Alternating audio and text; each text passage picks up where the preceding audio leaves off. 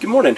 Welcome back to the farm. I'm Ryan and this is Harlow Custom Micros, and today I want to talk a little bit about kind of a response to a video that Jesse did on his No-Till Growers podcast. And it was just one segment, but it kind of caught me, and I don't know, a lot of the comments get missed in the comment section, so I thought I'd just do kind of a response to it this way.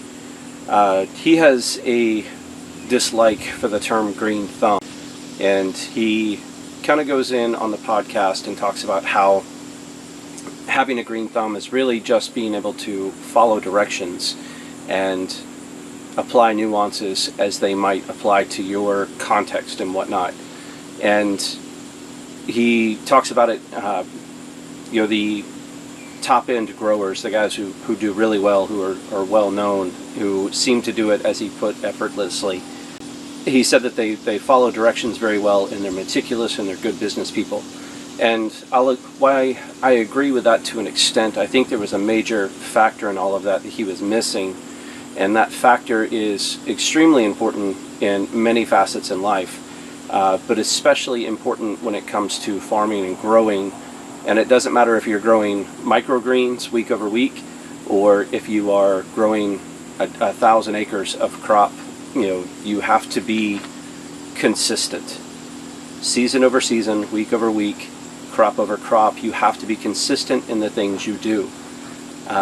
There are farmers who have amazingly manicured farms, and then there are others that look like pure chaos. Ours is kind of more on the latter end.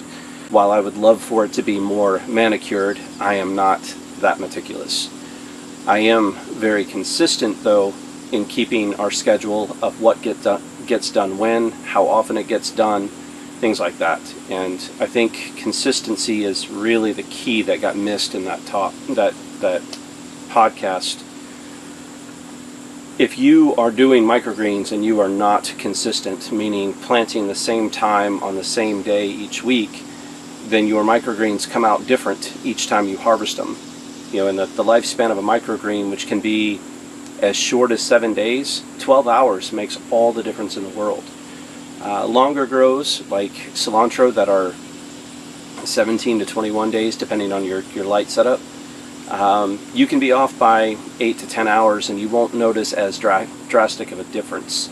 But in the lifespan of a radish or a sunflower, perhaps, which you harvest at 7 days, that 12 hours can mean a lot. So your planting time should be really consistent each week. So if I plant at 7 a.m. and week over week, and then 1 week something happens and I can't plant until 7 p.m., I should really move my harvest period back 12 hours that week as well in order to get the same consistent product, because there is a lot of difference. When it comes to gardening, I tend to do the same things on the same week each year. And for example, we start our peppers and our tomatoes inside on the same week each year. We keep a little annual calendar. Third week of February, start inside plants. We tend to start our fall crops in the same time period each year. We tend to start putting our mixed greens in on the same week each year. And we do this with some slight variation, but consistently year over year. This is how we run it.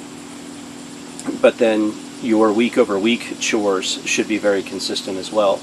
If you slack off on weeding 1 week, for example, you'll fall really, really behind. One of the other facets I think that he missed in that conversation was, don't take for granted how good someone is at something, because it comes with work and practice. They say to master a movement, you need to do it 10,000 times. With that said, you see the product that we bring to market, which is a beautiful bundle of radishes, but you didn't see the hundreds of failed beds of radishes that we planted or replanted and replanted because something was wrong or something was off in the cycle. So you missed all of those mistakes and all those learning episodes, and what you saw was that beautiful final product, and you say, you have an amazing green thumb. No, I have a lot of experience and I've killed a lot of plants to get it. That's not the part we boast about. It's not the wonderful side of farming. but failure is always the first attempt in learning, and sometimes the second or sometimes the 30th. Some of us are a little slow. So while I don't think the term green thumb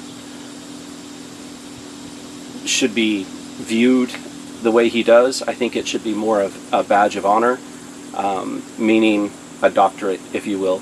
You know, it's a farmer's doctorate to be said, to be told you have a green thumb. It means that you have learned and you have mastered a certain number of exercises and a certain number of plants, and you have gotten your process refined. So while he looks at it with disdain, I look at it as a recognition of a certain level of experience, I guess. I don't know. This was a lot to bang out in a YouTube response that he or most people probably wouldn't take the time to read. And I don't know, maybe the audience here will be even smaller, but I just wanted to kind of put that out there. To be told you have a green thumb, to me, is a badge of honor. We've missed or killed a lot of plants to get it.